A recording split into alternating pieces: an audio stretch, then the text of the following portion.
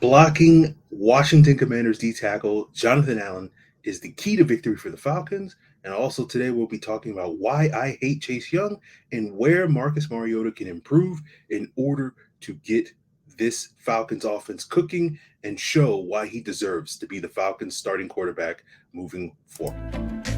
You are Locked On Falcons, your daily Atlanta Falcons podcast. Part of the Locked On Podcast Network, your team every day.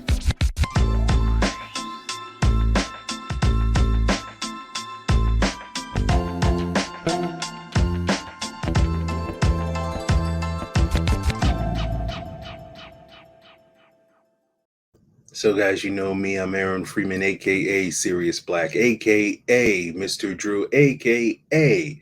your very humble host of this illustrious Locked On Falcons podcast, part of the Locked On Sports Atlanta podcast family. And today's episode is brought to you by BetOnline. BetOnline has you covered this season with more odds, lines, and props than ever before. BetOnline is where the game starts. So, guys, we thank you for making Locked On Falcons your first listen each and every day. Of course, it's free and available on a variety of podcast platforms, including on YouTube.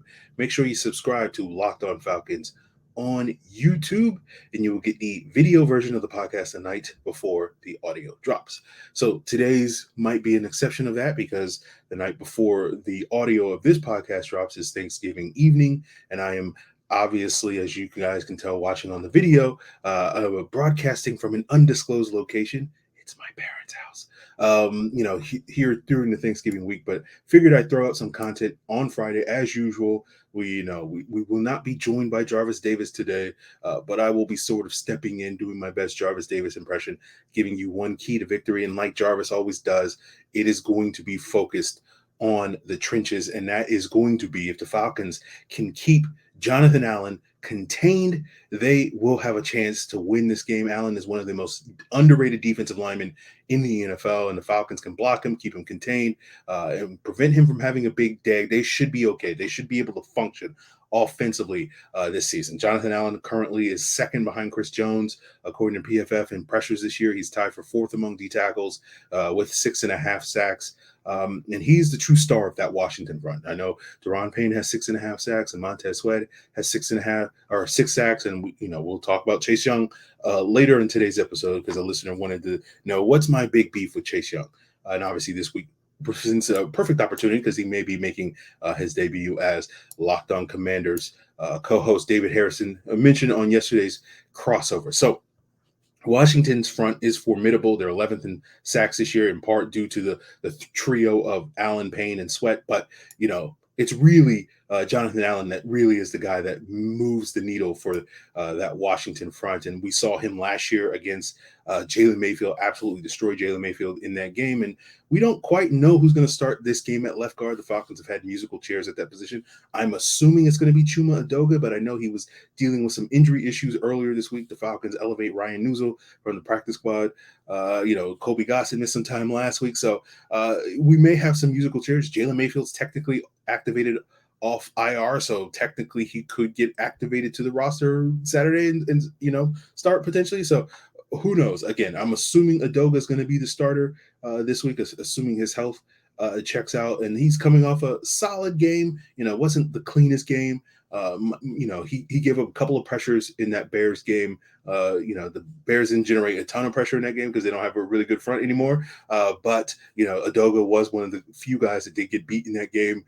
And part of that was he had a tendency to jump set guys. And for those of you not familiar with that term, jump setting is basically when the offensive lineman, instead of going backwards as normal in pass protection to sort of guard the pocket, he tries to go forward. And it's basically being more aggressive in your pass protection. And it can work at times. It's basically the idea of like, oh, I'm going to win this rep in the first second. But the problem is if you don't win, it opens you up to getting beat with like quick moves, like swim moves and whatnot. And, if you lose that rep, it's a wrap for you because you can't recover from that situation. And doing that against Jonathan Allen, I think, will be a huge problem. So Edoga or whoever is the Falcons left guard will have his challenges this week. But if he can, whoever that guy is, and Allen, I think, spends like 95% of his snaps lined up at the right side of the defensive line. So he's going up against the left side of the offensive line. Whoever that guy is going to have his hands full. But if he can block him effectively on first downs when the Falcons want to run the ball, if he can block him effectively on third downs when the Falcons probably will throw the ball more often, then that will give this Falcons offense a chance to function. Again, Allen's going to get his, right. It's not about stopping him; it's containing him, right. You're going to see number 93 making several plays on Sunday, but as long as he's not taking over the game, the Falcons should be fine. But speaking of players that will not be taking over the game, guys, let's talk about Chase Young. We'll get into that as we continue. As a listener wanted to know, what's my beef with Chase Young, right? My expert opinion on Chase Young, and we'll get into that. This will be the only time I can really wax poetic. And of course, as I mentioned earlier, David Harrison of Locked On Commander says that this potentially could be Chase Young's debut, although he'll probably be a limited role. And we'll get into all of that as we continue today's episode, guys. But before we get there, I want to tell you about Prize Picks, a fun new way to play daily fantasy. All you got to do is pick 2 to 5 players, and if they score more or less than the Prize Picks projection, you can win up to 10 times your money on your entry, and it takes less than 60 seconds to enter. And the great thing is you're not competing against other people. It's just you versus the projections. They're offering projections not only on the NFL, but NBA, NHL, PGA, college football, and so much more. Prize Picks is safe, it's fast, it's easy. It's currently in operation in over 30 states in the U.S. and Canada. All you got to do is download the Prize Picks app or go to prizepicks.com to sign up, and first-time users can receive a 100 instant deposit match up to $100 with the promo code Locked On. That means if you deposit $100, Prize Picks is going to match it 100% with another $100. If you deposit $50, Prize Picks is going to give you $50. Don't forget that promo code Locked On at sign up for an instant deposit match up to $100. And guys, I want to thank you for making Locked On Falcons your first listen. And for your second listen, check out Locked On Sports Today, where you can get the insights from the local experts that go beyond the scoreboard and behind the scenes. Subscribe to Locked On Sports Today, available on YouTube or wherever you get your podcasts. So our next question comes from Anthony White at Georgia Pride 8 on Twitter. He is, what are the biggest reasons why you think that Chase Young is overrated? I'm not disagreeing with you. I just want to know why from your expert knowledge of watching film. Much respect to the show and keep doing what you do. Well, thank you, Anthony. Of course, I am an expert. I've never been wrong. I'm kidding. Let's go all the way back to the beginning with Chase Young, right? I was a fan of Chase Young coming out. I thought he was the best non-quarterback prospect in that 2020 draft. I remember watching him during Nick Bosa's final year at Ohio State and like, who's this other guy? And looked like he was going to be the next star, from Ohio State, who had a nice little pipeline doing that run with the Bosa brothers and then ultimately Chase Young. Although I did not quite see Chase Young as this sort of generational prospect that others did, my main concern with him was his, the fact that he didn't work out ahead of that 2020 draft, and that was the COVID draft where he opted, like a coward, kidding, to not work out at the combine. And then, of course, COVID hit, and so there were no pro day workouts there. And so for me, when it comes to pass rusher, I do factor in testing highly. Again, it's not the end-all be-all of a player's evaluation, but the Venn diagram in terms of there's a lot of overlap when you look at the best pass rushers in the NFL, and this goes back decades. This is not just like a recent phenomenon. All right, there's like decades of data that backs this up. But the Venn diagram of productive pass rushers versus guys that test well, there's a lot of overlap. There's a couple of outliers. Michael Ben is probably the best example of an outlier over the last decade or so. But for the most part, if you're going to be a productive pass rusher, you're going to test well. And not having that data on Chase Young, prevented me from declaring him as this generational pass rusher that so many did, saying that he's one of the best pass rushers of the last 20 years plus, etc. So I was lower on Chase Young than most, but I wasn't low on him. You know what I'm saying? So then he has his rookie year. He's solid as a rookie. He wins defensive rookie of the year. I had no problem with him winning defensive rookie of the year because who else are they going to give the award to? Maybe Antoine Winfield. I get how these awards work, right? Like Patrick Mahomes is going to win MVP this year because MVP goes to either a player that has historical statistical significance like Matt Ryan did or Adrian Peterson did when they won their MVPs, or they're just the quarterback on the best team. And in this case, unfortunately for Jalen Hurts, Patrick Mahomes' numbers blow Jalen Hurts out the water. So, Mahomes is going to win the MVP. I'm not saying that he shouldn't win the MVP. I'm just saying, like, I get how awards work. They go to certain players, and in Chase Young winning defensive rookie year, I had no problem with, right? But it all started. My beef with Chase Young all started when I was doing an episode, I think in the first or so week of December that year in 2020, where I think I've done it in the year since, and probably will do it again this year in a couple of weeks during the final week of Pro Bowl voting, where I basically go through who my Pro Bowl picks are. And I was looking at Chase Young, and I was really watching him a little bit more because I'm like, this is not really matching up with what I'm seeing. Um, and so like I did not think he was worthy of the Pro Bowl, right? Because at that point in time, I think he was like 25th in the NFC in terms of among edge rushers in terms of pressure. He wasn't even in the top 50 among all players. Once you factor in the AFC, he was able to pad his stats a little bit against some backups against Carolina and Philadelphia later that season. To enhance his numbers a little bit, but it became an issue for me because I'm like, this guy's not that good, and this probably is my number one beef with Pro Football Focus, which was like, during that season and after that season, they were sort of pushing this hype train on Chase Young a little bit, and like, oh, he absolutely lived up to the hype as a rookie, and he's going to be an incredible football player, and I'm just like watching the film, and I'm like, it does not match up at all with what you're saying, and so the big knock I had on Chase Young was that he did not rush with a plan, right? And this reminds me so much of Vic Beasley during his years. Because you remember, guys, towards the end of Vic Beasley's career, everybody was like, oh, Vic Beasley's motor is bad because he gives up on these plays. And the thing I always push back on is like, it's not a question of motor with Vic Beasley. It's a question of not having a plan, right? Vic Beasley's plans were very rudimentary, right? He's going to win with his speed on his first step. And if he didn't do that, he really had nothing, right? He didn't have the length. He didn't have the size. He didn't have the strength. He didn't have the counter moves or any of that stuff to do anything if he didn't win on that first step, right? He was a fastball pitcher, right? And he had a good fastball, let's say like a 95 mile per hour fastball, but he didn't have an incredible fastball. And so once offensive tackles could hit that fastball, Vic Beasley had nothing to do with him. And especially given that offensive tackles were often outweighing him by like 80 pounds. And so there was really nothing he could do to win that engagement if he didn't have a plan B, if he didn't have a counter move, if he didn't have spin moves, if he didn't have, all these other things that you need to be an effective pass rusher, right? And so when I watch Chase Young on film, I see a similar player of a guy that's just kind of standing around often, that doesn't rush with a plan, that doesn't really use any pass rush moves, even though he has these incredible tools, right? The size, the power, the length, all these things that are going for him, but he has not at all refined them in any shape or form. And, there's been this hype train among football media that this puts Chase Young on this pedestal, talking about him as this generational pass rusher and a guy that commands double teams and a guy that must be game plan for it. I'm like, none of these people are watching the film. None of it's true, right? Again, defensive rookie of the year, I get it, but anything beyond that, like none of that hype that we've gotten on Chase Young is true.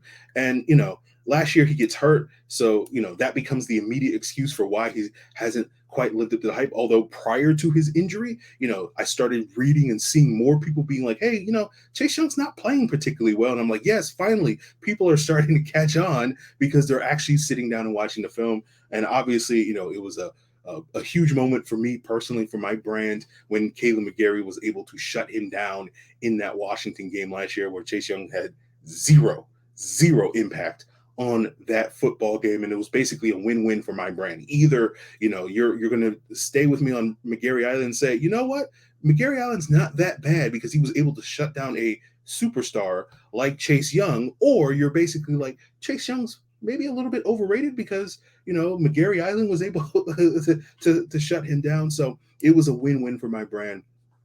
And so while I think Chase Young has a wealth of talent and absolutely over the course of his career could start living up to the hype and become the superstar player that people have hyped him to be, he needs to start rushing with a plan. He needs to start using pass rush moves. And currently he doesn't do that. And that's an issue that I've noticed time and time again with a lot of pass rushers that transition from college that are quote unquote polished technical guys. And then they get to the NFL and they just kind of rely on their athleticism before they relearn those skills that they showed in college. I've noticed that a number of times, but that probably be a conversation that will lead to the offseason when we talk a little bit more about some of the potential targets that the Falcons have in the offseason. So I think Chase Young fits into that paradigm as well. So I do think Chase Young, again, has the talent to become a star in this league. He absolutely does, right? He just hasn't become it yet. And I just think people are prematurely crowning him.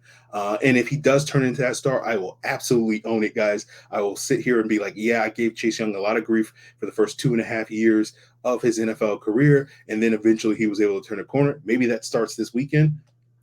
Again, maybe I'm jinxing the Falcons and Chase Young has like 4 sacks this weekend. And then I'll just eat that plate of crow. But, until we get to that day, I'm going to sit here and pound the table and say, like, man, this guy is not as good as people make him out to be. And it's so obvious when you pop on the film. And again, this is part of like my film snobbery where I'm like, hey, watch the film and it'll give you all the answers. And like nobody else has seemingly watched the film. So I'm just going to be super loud about it and pound the table and be like, hey, I'm the only person watching the film. This guy's overrated, blah, blah, blah. So it all fits with the brand here on, Locked On Falcons, the arrogance, the know-it-allness, all that sort of stuff. So that's where it comes from, Anthony. I hope that is a fair explanation for you, but we'll leave the Chase Young conversation aside. We'll turn the conversation before we wrap up.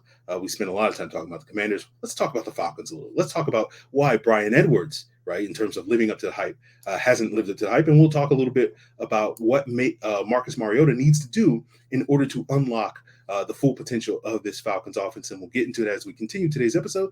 But now I want to tell you and provide a word from our sponsor, Simply Safe. Did you know that during the holidays, property crimes and package theft spike nationally? That's why our friends at Simply Safe Home Security are offering 50% off their award-winning security system so that families can feel safe and secure this holiday season. I know and trust Simply Safe. I've been a customer for the last 8 years. I had a break-in back in 2014. I didn't have a security system at the time. I got Simply Safe because it was the most affordable option at the time. I've kept them for the last 8 years because I love how customizable they are. Whether you're looking for a bare bones security system or you're looking for all the bells and whistles with the HD live streaming security cameras, you want to control your system via the phone app, or you want a wide variety of high-tech sensors like smoke, leak detectors, freezing pipes, all that stuff and more. Simply Safe provides it.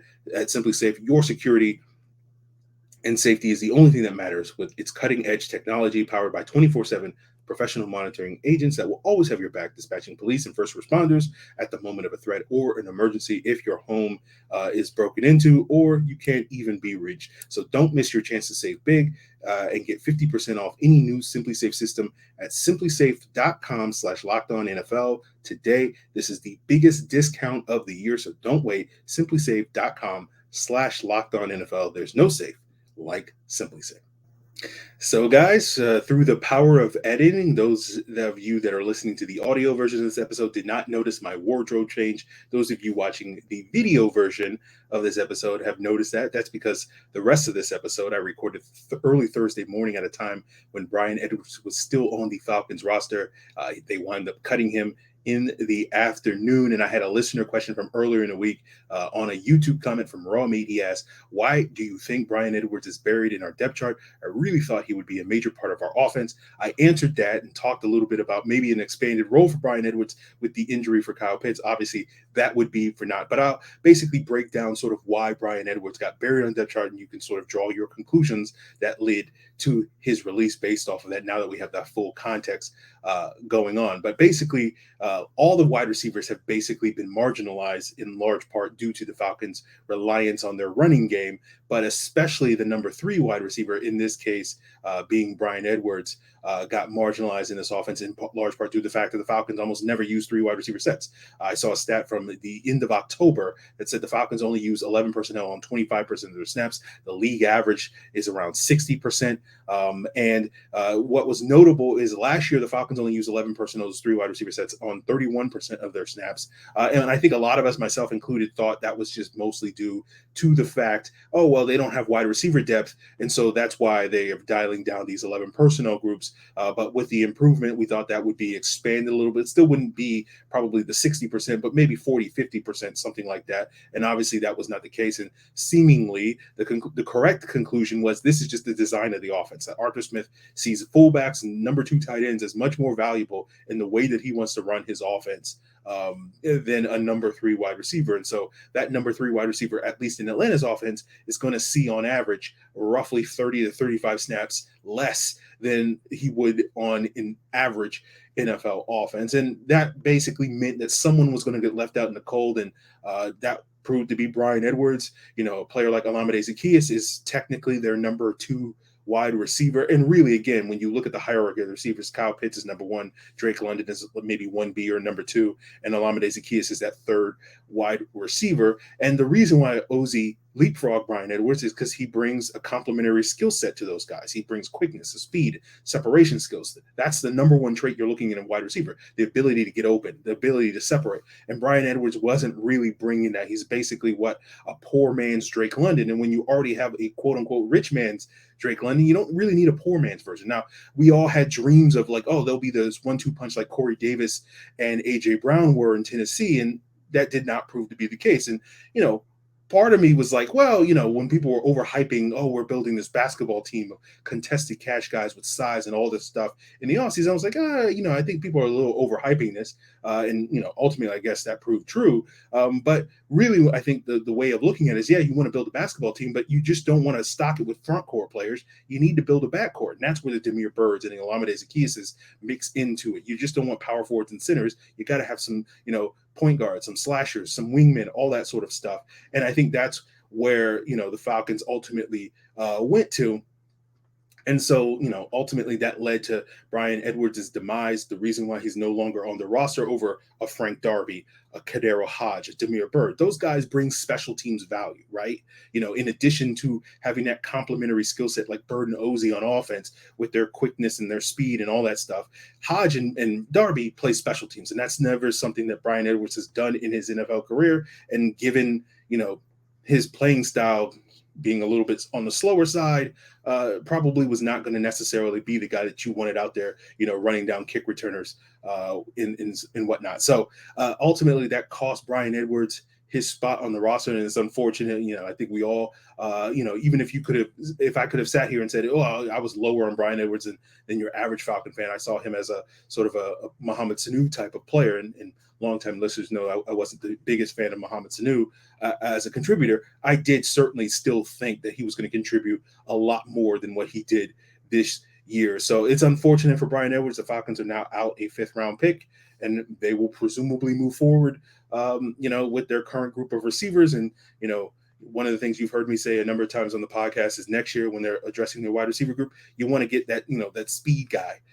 And speaking of speed guy that can maybe take the top off of the defense, we'll wrap up today's episode talking about Mariota's deep passing. So we'll jump back to the previously recorded version of this episode talking about that final subject. So that's where we'll leave this edited, updated breakdown of Bryan Edwards' release rather than necessarily his lack of playing time.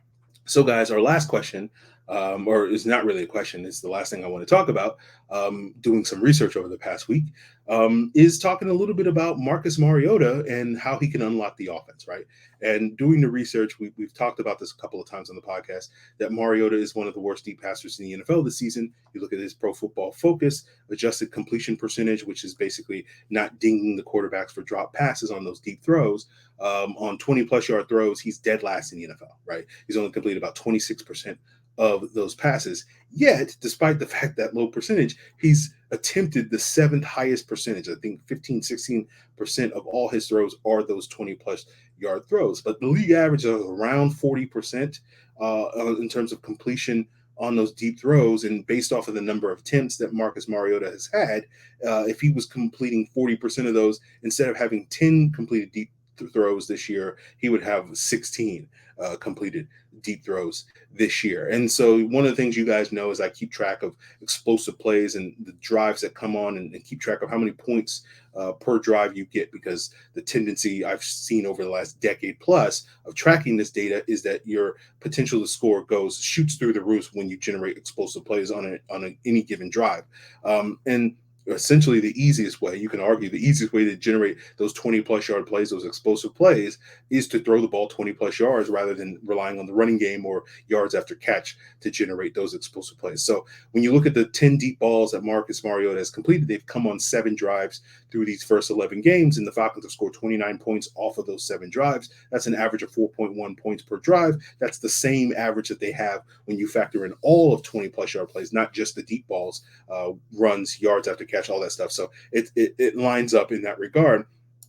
And if you assume that Mariota was league average, and so therefore completing 6 more of those deep balls, and if you also assume that they came on 6 separate drives, that would roughly be the equivalent of 25 more points added to the Falcons scoring total this year. And if you added 25 more points to their Falcons offense, they would go from currently fifth ranked highest scoring offense to only the second ranked highest scoring offense, ahead of Buffalo and only behind Kansas City. Now, even if you didn't think that they came on those 6 additional deep passes in this alternate reality where Mariota's an league average deep ball thrower, came on 6 separate drives. Let's say it came on 4, right? That would still push the Falcons into a top 3 scoring offense. And so, all of a sudden we'd be really looking at this Falcons team and offense as like, this is playoff caliber. We'd still have question marks about the defense, but we'd be like, hey, this offense is definitely playoff caliber, and maybe we can do some damage if we can score points in the postseason and whatnot. But we're currently not looking at it. Now, some of you may be pushing back and be like, well, Aaron, they're already top 5, as you just said. So why aren't we talking about them in that same light? Well, part of that is due to the fact that that top 5 ranking is not due to the offense. It's mostly due to non-scoring touchdowns, right? The Falcons are second in the NFL with 4 non-offensive touchdowns this year. And so when you remove the Patterson touchdown, the block punt touchdown, the defensive touchdowns, all that and more, right? The Falcons offense is actually the 13th highest scoring offense. When you just factor in, the touchdowns from the offense and the field goals, they're actually 13th in the NFL in terms of the highest scoring rate. And so, if you did add in the 25-ish points that we're talking about from Mario's deep balls to the 13th highest scoring offense, all of a sudden they would jump from 13 to 5th, right? And only be 1 point behind Philadelphia in terms of their offensive output, who are 4th in this league. And so all of a sudden, again, the point still remains that the deep balls all of a sudden make this offense go from what it truly is, which is like above average, which is fine, to, top 5, I won't say elite, but near elite. Let's say that, right? If you think Philadelphia has an elite offense, I don't think they do, but, near elite, right?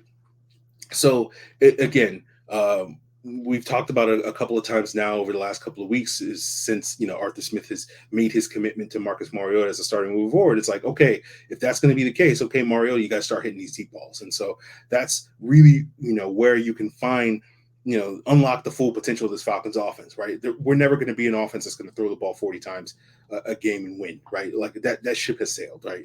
Barring, a miracle down the stretch, we're not going to see it. Maybe we get lucky and we get one game. Arizona's defense is bad enough where maybe that will happen in that game or something like that. But for the most part, we're going to rely on our top 3 rushing attack. I think we're second in the NFL in terms of rushing yards. I don't know where DBO ranking is, but I'm sure it's in the top 6 or so. And then you couple that with a complimentary deep ball passing game from Marcus Mariota, all of a sudden you're looking like a legit top end offense. And now, again, still concerns, there's no miracle coming through that door in terms of defense getting to playoff caliber, but legitimately the offense could look like a playoff caliber offense with a top 5 rushing attack and a complimentary deep passing game that all Mariota has to be is average. Again, we're not asking him to be the best deep ball passer in the NFL. Just be league average, hit 40% of those deep balls if you're going to push the ball down the field, and all of a sudden we do have a legit playoff caliber offense. So I'm hoping to see that develop over these next 6 games as we get geared up potentially. And I think if we can see that developing, that will be the thing that will allow this offense to win the majority of those games and potentially make a playoff run. So that's something to keep an eye on. Mariota hitting those deep balls, for the rest of the season. So I wanted to bring that up. So guys, that's going to do it for us here on this Black Friday edition. If you're out in lines or, going through, all your web surfing, make sure you check out Simply Safe if you're looking for a new security system, as well as, get those picks in on Prize Picks as well. So guys, that's going to do it for us here on today's episode. Really appreciate all you guys sending in your questions, the YouTube comments, Twitter and Facebook at Locked On Falcons. You can send an email to lockedonfalcons@mail.com. And of course, you can hit me up in the Discord at Locked On Falcons, the link in the description below, guys. We will be back on Sunday, Jarvis, of course, to do that postcast for you guys here to break down whatever happens on this Falcons Commanders game. And of course, we got another great week of content coming for you at Locked On Falcons. So I hope you guys have a great weekend. Enjoy those leftovers. I know I certainly will. So really appreciate it, guys. Till then.